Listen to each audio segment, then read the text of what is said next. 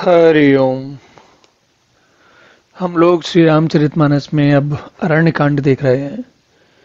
और ये अरण्य कांड वैसे तो आ, आकार में बहुत छोटा है, इसमें बहुत अधिक दोहे नहीं है, लेकिन इसमें लगभग भगवान राम का अधिकांश समय जो उनका वनवास का बीता है वो यहीं अरण्य कांड में ही बीता है।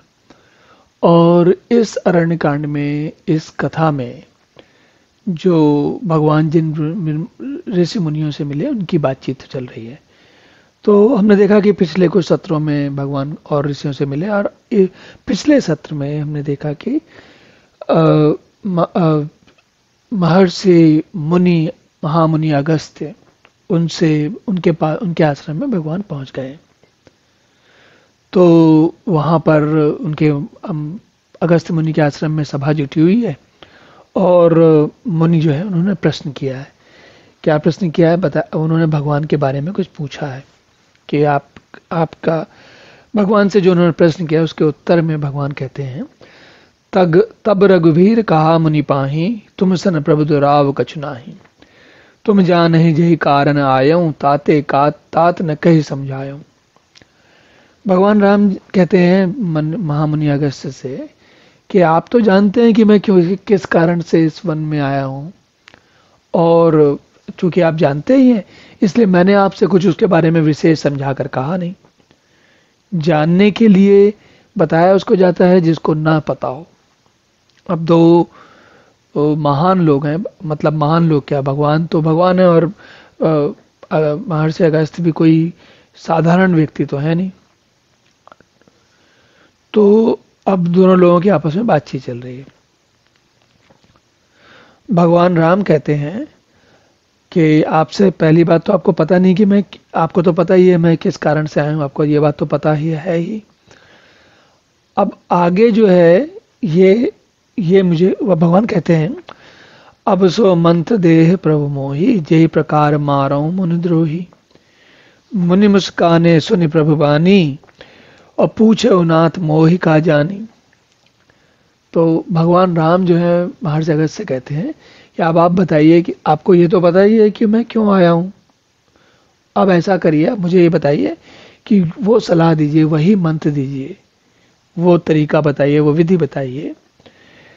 अब सो मंत्र, मंत्र मतलब हम लोग जैसे जानते हैं ना कि मंत्र कोई एक विधि मिल जाए, कोई ऐसा मन को ऐसा तंत्र मिल जाए जो कि आपका जिस साधना में, जिस काम में आप लगे हो उसमें आपका ध्यान हटे नहीं, उस बात को कहते हैं मंत्र। तो भगवान ने कहा कि मुझे ऐसा मंत्र बता दो जिससे कि मैं सारे राक्षसों को पकड़ लूं। मतलब आजकल की भाषा में हम कई बार उसको ये भी कहते हैं फॉर्मूला बता दो। तो अब भगवान की वाणी सुनकर भगवान ने जब एक बात कही तो महर्षि मुस्कुराए, कहते हैं, मुनि मुस्काने सुनि प्रभुवानी, पूछे उनाथ मोहि का जानी। तो हे नाथ, हे प्रभु, आप भगवान हैं, चराचर ब्रह्म हैं, अचराचर ब्रह्म है, पूरे जगत में जहां जो कुछ भी है वो सब आप ही हैं, और आप मुझसे प्रश्न कर रहे हैं। तो कहते हैं, आपने क्या समझकर मुझसे ये प्रश्न किया है कि भाई मैं बता दूंगा आपको, मेरी कौन सी ऐसी स्थिति हो गई कि मैं आपको बताने लगा कि क्या करना चाहिए और क्या नहीं करना चाहिए। कहते हैं, महर्षि कहते हैं, तुमरे भजन प्रभाव अघारी, जानो महिमा कछुक तुम्हारी। उमरि तरु विशाल तब माया, फल ब्रह्मांड अनेक निकाया। तो हे पापों का नाश करने वाले, मैं आप ही के भजन के प्रभाव से, आपकी बात से, आपकी भक्ति से, आप में आपको भजते भजते थोड़ा बहुत आपकी महिमा जान पाया हूं। लेकिन जो आपकी पूर्णता, जो माया है, वो तो गूलर के विशाल वृक्ष के समान पूरे ब्रह्मांड में हर जगह व्याप्त है, हर कण में, हर क्षण में, हर स्थान में व्याप्त है। और उस माया को मैं कहां से जानूंगा। आगे कहते हैं, जीव चराचर जंतु समाना, भीतर बसे न जाने ही आना। ते फल भक्ष कठिन कराला, तब भय डरत सदा सौ काला। चर और अचर जीव, जो चर का मतलब होता है वो लोग जो चैतन्य प्राणी है, जिनके अंदर स्वयं अपने आप चलने फिरने की क्षमता है। और ये जो चलने फिरने की क्षमता है वो केवल चलने फिरने की क्षमता नहीं होती। जैसे पौधा है, वो चलता फिरता नहीं है, लेकिन जीवन उसमें भी है, बढ़ता है वो। जैसे कि एक पत्थर जो है वो बढ़ता नहीं, एक पेड़ की जो कटी हुई लकड़ी है और जिसकी शाखा जमीन पर जड़ नहीं पकड़ती, वो एक बार जिस मात्रा में जिस आकार में कट गई, फिर वो अब वैसी ही बनी रहती है। लेकिन जीवित जो पेड़ होता है, वृक्ष होता है, उसका तना, शाखाएं इत्यादि वो बढ़ती रहती हैं। तो जो कुछ भी ये चलने वाले, जिन चलने वाले मतलब जिनमें जिनमें विकास या परिवर्तन संभव है अपने आप, किससे? वो जो जीवन शक्ति होती है वही उस परिवर्तन को करती है। इसी प्रकार शिला में, पत्थर में कोई परिवर्तन अपने आप संभव नहीं है। उस पर कोई जो कुछ बाहर से आके करेगा, चाहे शिला को तोड़े, चाहे शिला में और ज्यादा लावा इत्यादि बन जाए तो शिला और बड़ी हो जाए, जो भी हो, लेकिन वो अपने आप स्वयं उसमें कोई परिवर्तन नहीं आएगा। तो चर और अचर का सुनने में ऐसा लगता है, जब चराचर की बात होती है तो ऐसा लगता है कि हम मनुष्यों की और शिलाओं की और बाकी जो जड़ वस्तुएं उनकी बात कर रहे हैं, लेकिन ऐसा मात्र वहीं तक सीमित नहीं है। चर का मतलब हर प्रकार की जिसमें जीवन की और अपने आप उस जीवन को बनाए रखने की संभावना व्यक्त होती है, वे सब चर हैं। और जिनमें ये बात नहीं है, जीवन उनका भी, देखिए अगर शिला है तो कहीं ना कहीं कभी ना कभी तो बनी, और अगर वो शिला कभी टूट कर चूर चूर हो जाएगी तो कभी ना कभी खत्म हुई। तो बनना और खत्म होना जड़ और चेतन या चर या अचर दोनों में होता है। लेकिन चर का मतलब है, सीधा सीधा मतलब है कि वह शक्ति, चर ऐसी वस्तु इस जगत में, संसार में ऐसी वस्तु जिसमें कि अपने आप कुछ परिवर्तन लाने की क्षमता होती है। और वो परिवर्तन ही, जब तक वो परिवर्तन चलता रहता है तब तक वो जीवित मानी जाती है, और जिस समय वो परिवर्तन समाप्त हो गया उसको मृत घोषित कर दिया जाता है। वो चाहे फिर पौधा हो और या फिर वो मनुष्य हो।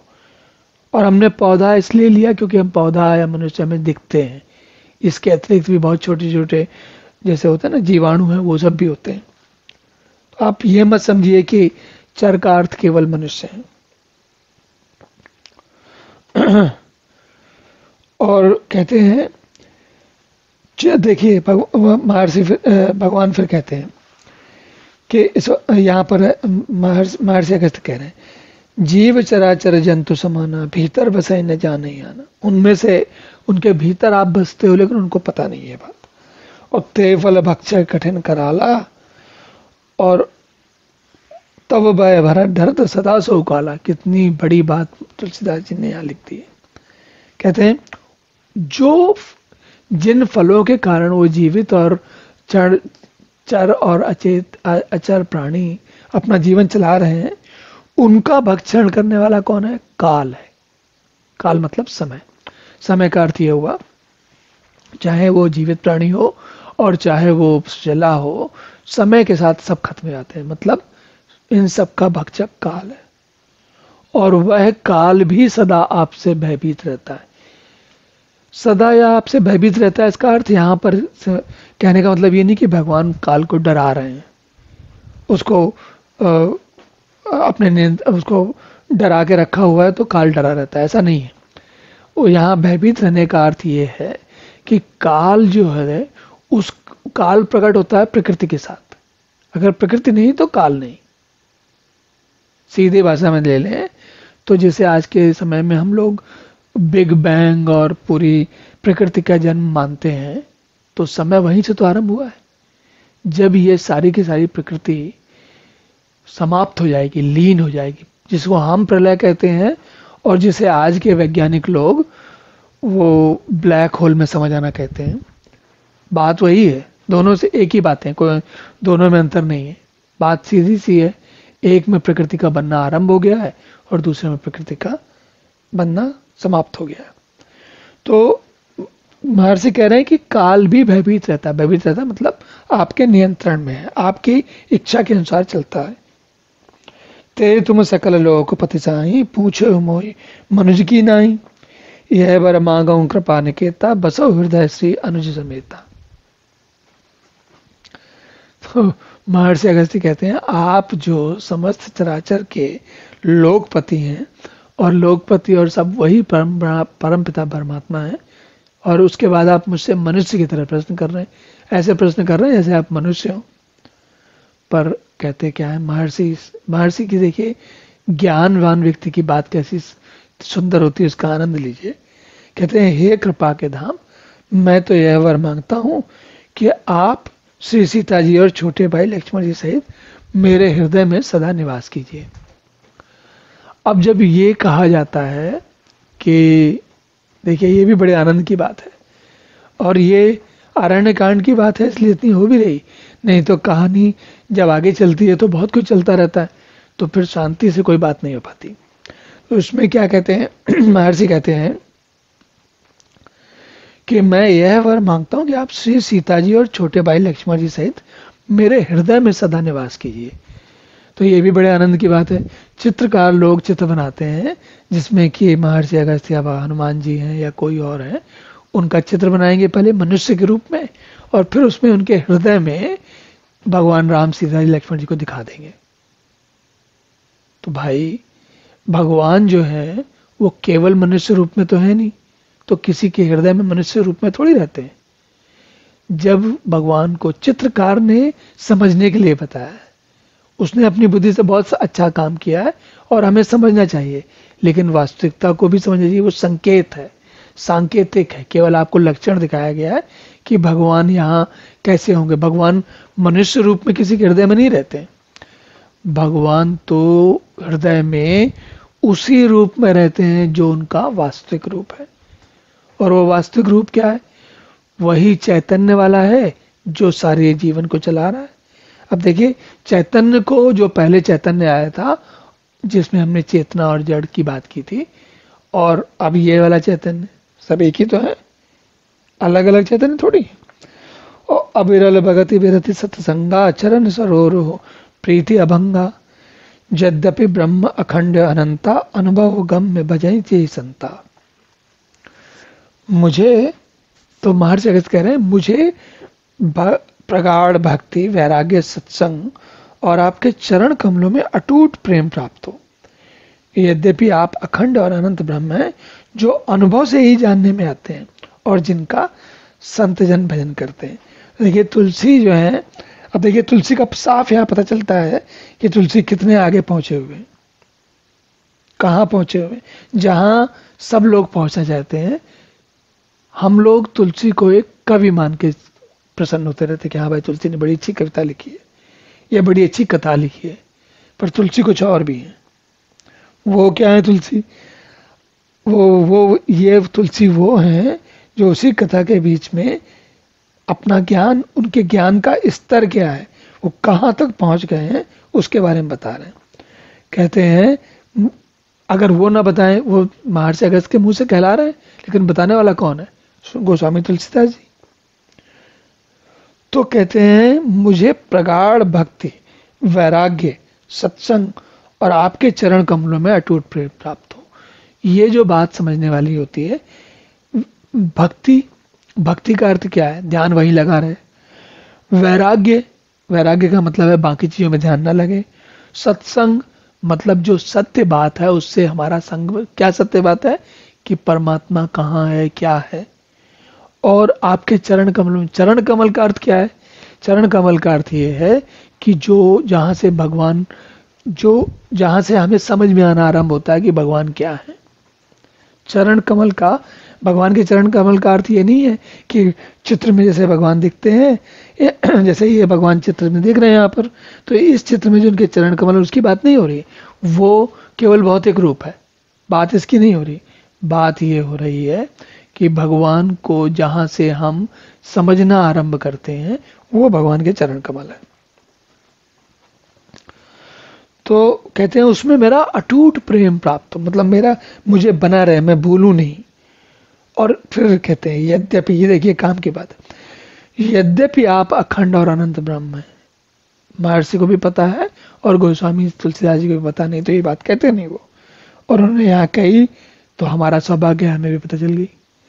तो कहते हैं यद्यपि आप अखंड और अनंत ब्रह्म है, जो अनुभव से ही जानने में आते हैं।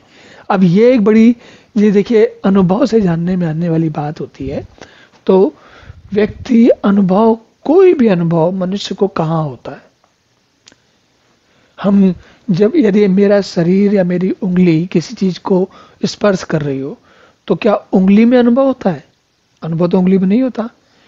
उंगली में अनुभव नहीं होता, या हमारे मस्तिष्क में अनुभव होता है, या हमारे मन में अनुभव होता है, या हमारी बुद्धि में अनुभव होता है।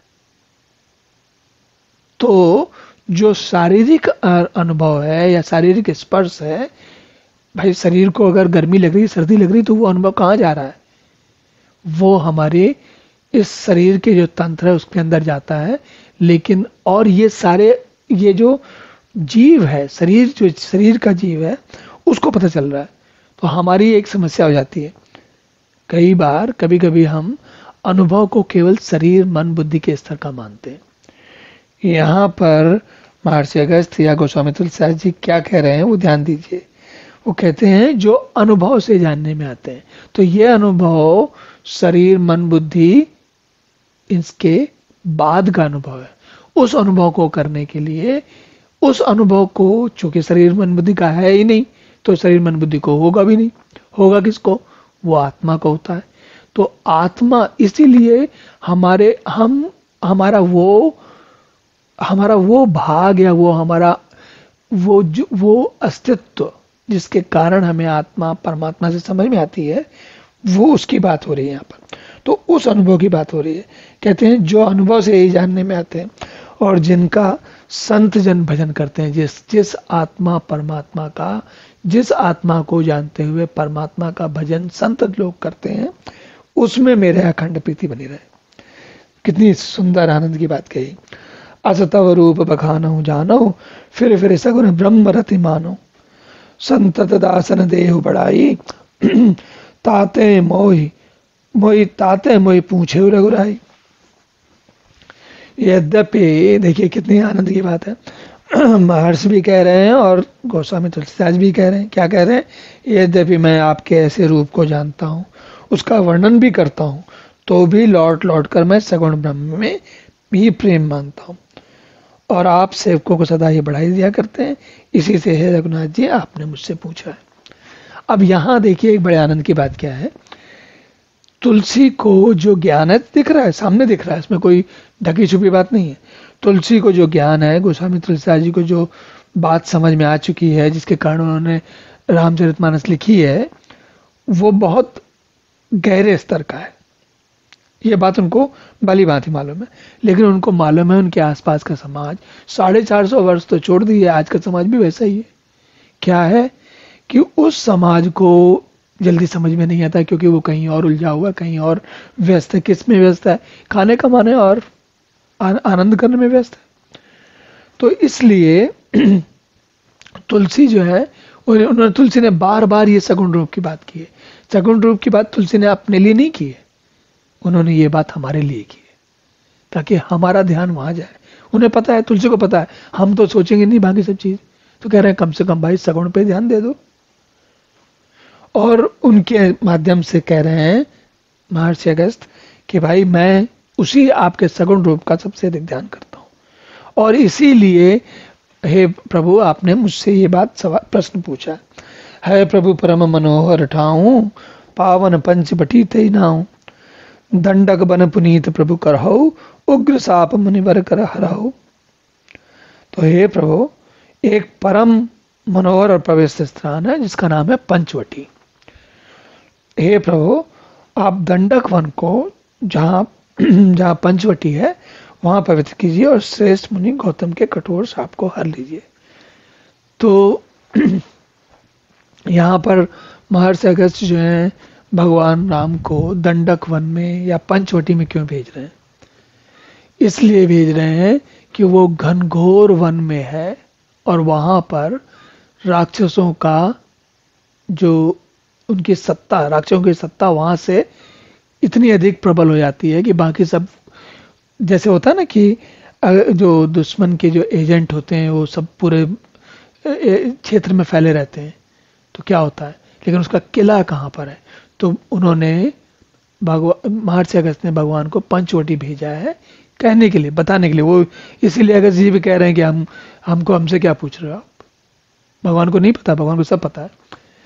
तो कहने के लिए कह रहे हैं कि ये महर्षि अगस्त भगवान राम को पंचवटी भेज रहे हैं, जहां से राक्षसों के संहार की प्रक्रिया आरंभ होने वाली है।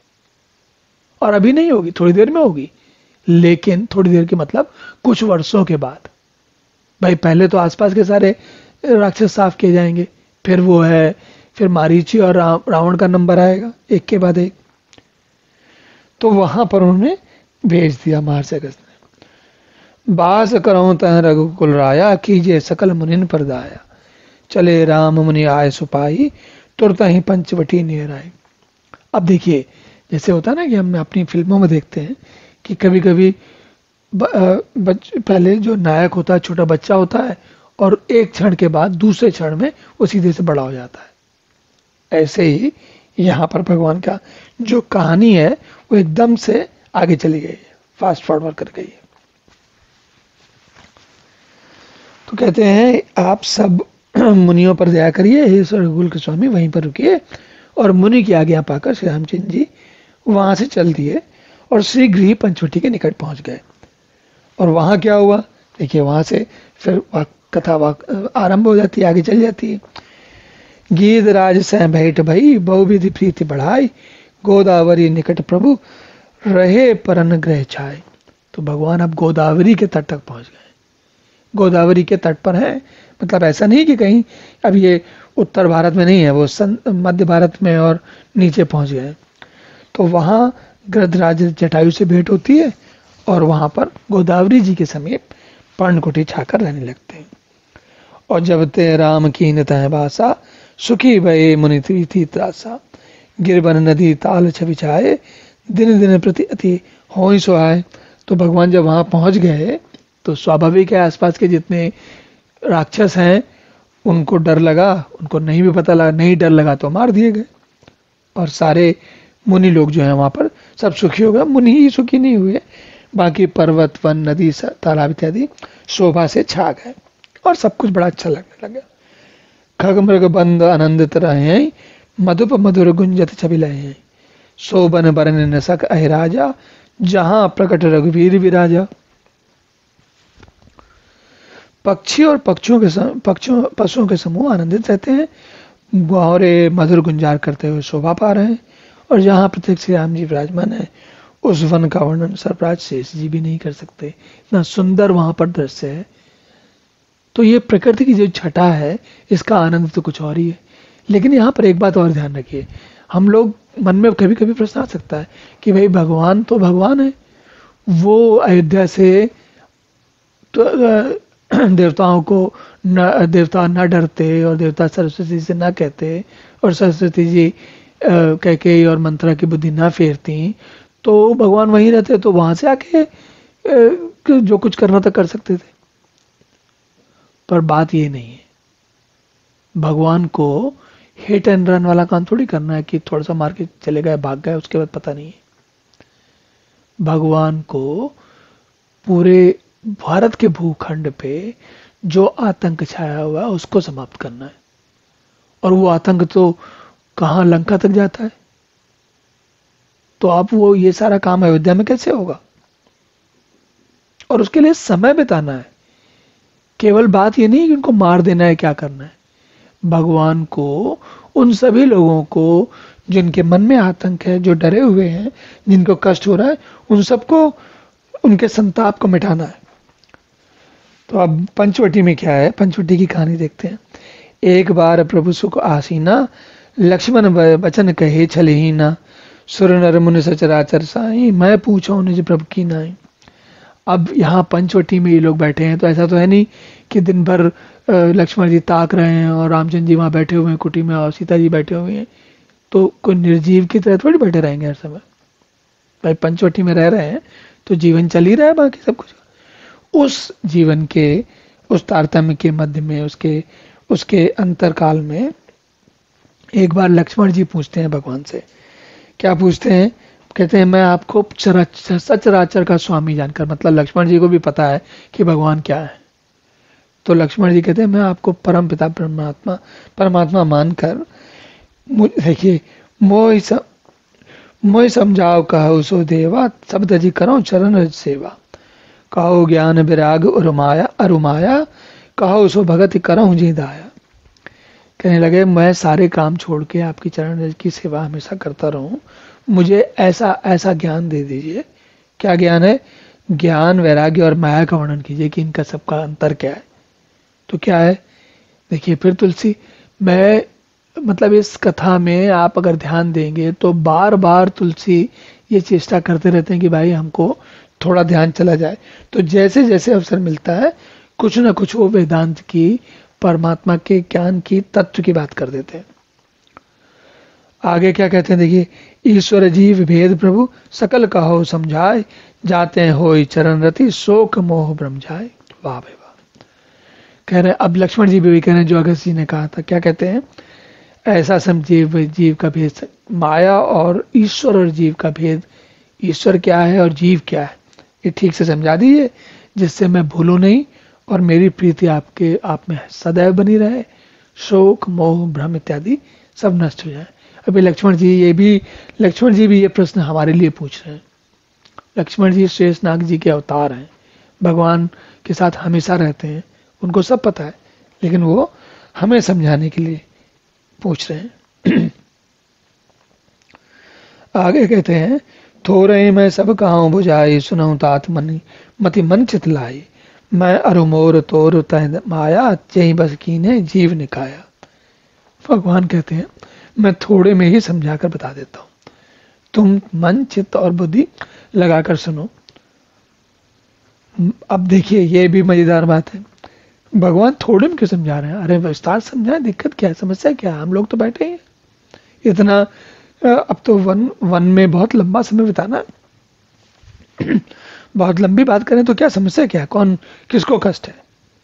ना लक्ष्मण जी को कष्ट है, ना भगवान को कष्ट है। और हमारे लिए तो हमारा भी मन करेगा कि भाई अच्छी बात हो रही तो बहुत दिनों तक चले, जल्दी जल्दी क्यों बता दो। लेकिन आपने हमेशा जीवन में देखा होगा लोग बाग बड़ी तेज दौड़ भाग में लगे रहते हैं। क्यों? कि फटाफट काम हो जाए तो फिर कुछ करें, क्या वो करें, क्या करें, आराम करें या कहीं पहुंच जाए। तो यहां बात समझने की ये है कि मनुष्य को ऐसा लगता है जल्दी जल्दी समझ में आ जाए तो फिर आगे का काम करें। वो आगे का काम क्या है उसको नहीं पता है, लेकिन आगे का काम करना है, इसी माया में हमेशा उलझा रहता है। और यही बात न जाने कितने समय से चली आ रही है, जबकि होता बिल्कुल उल्टा है। अगर कोई बात आपको वाकई वास्तव में समझ में आने लगती है तो आपको नहीं मन करता कि फटाफट खत्म हो जाए, आपको लगता है अब तो बहुत देर तक चलेगी। तो किसी व्यक्ति के मन में प्रश्न आए कि मुझे टिप दे दो या ट्रिक बता दो कि भगवान कैसे मिलते हैं, फटाफट समझ में आ जाए, इसका मतलब अभी उसने आरंभ भी नहीं किया। वो हिट एंड रन वाला केस है। हिट एंड रन का मतलब क्या कि होता है ना, जैसे गाड़ी में कोई मार के एक्सीडेंट मार के भाग जाता है, तो ये टिप और ट्रिक की स्थिति वही वाली है कि एक्सीडेंट मार के जो घटना स्थल से नदारत, वो वाली स्थिति होती है। जबकि जब अच्छी बात आपको जीवन की वो बात समझ में आ जाए जिसको समझने के बाद जीवन आनंद में हो जाए, तो आप उसको टिप ट्रिक के तरह 5 मिनट 2 मिनट समझना चाहोगे? आपका तो मन करेगा भाई और लंबी बात हो। गो गोचर जह लगी मन जाई, सो सब माया जाने हो भाई, तई कर भेद सुनो तुम सो, विद्या अपर अविद्या दो। अब देखिए तुलसी बिल्कुल वही बता रहे हैं जो प्रश्न में लिखा है। क्या कहते हैं? इंद्रियों के विषयों को और जहां तक मन जाता है, हे भाई, उस सबको माया जानना। मतलब क्या? जो कुछ इंद्रियां हैं, मन है, मन जहां जहां जाता है, जो कुछ भी दिखता है वो सत्य नहीं है, वो मेरा प्रत्यक्ष रूप है, वो माया है। माया क्या है? कि तुम्हें दिख कुछ रहा है कुछ वो, और उसके दो अंतर हैं, एक विद्या और एक अविद्या। और अविद्या और अविद्या का भेद समझिए जरा इसके, विद्या और अविद्या का भेद कितना सुंदर सुनिए। एक दुष्ट अतिशय दुख रूपा, जा बस जीव पराभव कूपा। एक रचय जग गुण मन बस जाके, प्रभु प्रेरित नहीं थे निज बल ताके। अब एक अविद्या है जो दोष युक्त है, अत्यंत दुख रूप है, जिसके वश होकर जीव संसार में इसी माया में उलझा रहता है। और एक विद्या है जिसके वश में गुण है, जो जगत की रचना करती है, वह प्रभु से ही प्रेरित होती है, पर उसका अपना बल कुछ भी नहीं है, स्वयं नहीं करती। जैसे जीवित प्राणी उसी परमात्मा की शक्ति से अपना जीवन चलाता रहता है, नई नई चीजें बनाता रहता है, तो उसको लगता है कि वह स्वयं कुछ कर रहा है, लेकिन उसके करने के लिए, चलाने के लिए उसके अंदर चेतना तो होनी चाहिए ना, तब तो करेगा वो चेतना परमात्मा ने दी हुई। ज्ञान मान जहे एक अवनाही, देख ब्रह्म समान सब माही। कहे तात सो परम विरागी, तृण सम सिद्ध तीन गुण त्यागी। ज्ञान वह है जहां मान नहीं, जिसमें मान आदि दोष नहीं। ज्ञान वो है जब आपको ये बात समझ में आ जाए कि भाई सब कुछ ठीक है और हमें बात पूरी समझ में आ गई, और आपको ये ना लगे कि मुझे तो समझ में आ गई, बाकी दुनिया को नहीं समझ में आई। जब व्यक्ति को ये लगे, ज्ञान हुआ लेकिन लगे देखो मैं कितना स्मार्ट हूं, बाकी तो किसी को नहीं पता, तो क्या हुआ? ये आप अपने आप को स्वयं अपना मान कर रहे हो। तो भगवान कहते हैं कि जिसमें एक भी दोस्त, मान जैसा दोस्त नहीं, जो सब में समान रूप से ब्रह्म को देखता है। क्यों? क्योंकि भाई ज्ञान समझ में आ गया और ब्रह्म समझ में आ गया। यदि ब्रह्म और परमात्मा समझ में आ गए तो फिर मान कैसे रह जाएगा? भाई मान तो तब रहता है जब आपको ये पता, जब तक आपको ये दुविधा है, असमंजस है, संशय है, भ्रम है, क्या है कि भाई मैं जो ये मेरी बुद्धि है ये सब सर्वोपरि है। जब बुद्धि सर्वोपर रह ही नहीं गई तो मान का तो सवाल, प्रश्न ही नहीं उठता। और आगे कहते हैं, हे तात उसी को परम वैराग्य मान कहना चाहिए, जो सारी सिद्धियों को, तीनों गुणों को तिनके के समान त्याग चुका हो। सिद्धियां और गुण जो होते हैं, सिद्धियां मतलब क्या? बड़े बड़े काम कर सकने की संभावना है। और गुण का अर्थ क्या? गुण है सतगुण, रजगुण और तमोगुण। व्यक्ति जीवित रहते इनको त्याग तो नहीं कर सकता, क्योंकि ये स्वाभाविक है, सब जीवन के साथ चलते हैं, लेकिन ये जरूर बात है कि उनमें, उनके परे चले जाए, उनमें सब कुछ नहीं है, वो माया है, ये समझ जाए। तो सिद्धियां और सारे गुण माया हैं, ये बात अगर व्यक्ति को समझ में आ जाए तो कोई समस्या नहीं। भगवान कह रहे हैं ज्ञान वहां है जब उसको ये बात समझ में आ जाती है। और उसके बाद और भी मजेदार बात कहते हैं, माया ईस न आप कहूं, जान कहे सो जीव, बंद मोक्ष प्रद सर्व पर, माया प्रेरक शिव। जो माया को, ईश्वर को, अपने स्वरूप को नहीं जानता, उसे जीव कहना चाहिए। उसके अंदर अविद्या है, अज्ञान है, उसको सही बात समझ में नहीं आई। और इस सबके परे जो सबका इस माया को चलाने वाला है, माया का प्रेरक है, वह ईश्वर है। देखिए तुलसी ने मुश्किल से दो तीन चौपाई एक दोहे में सारा पूरा ज्ञान बता दिया, अहम ब्रह्मास्मि। इतना सुंदर ज्ञान है और सब कुछ सामने है, लेकिन क्या कहा जाए, ईश्वर की माया है कि सब लोग, हम सभी माया में भटकते रहते हैं। और इसी भटकने वाली माया को अब यहीं रुकते हैं और अगले सत्र में इस कथा का, इस ज्ञान का आनंद पुनः लेंगे। तब तक के लिए हरि ओम।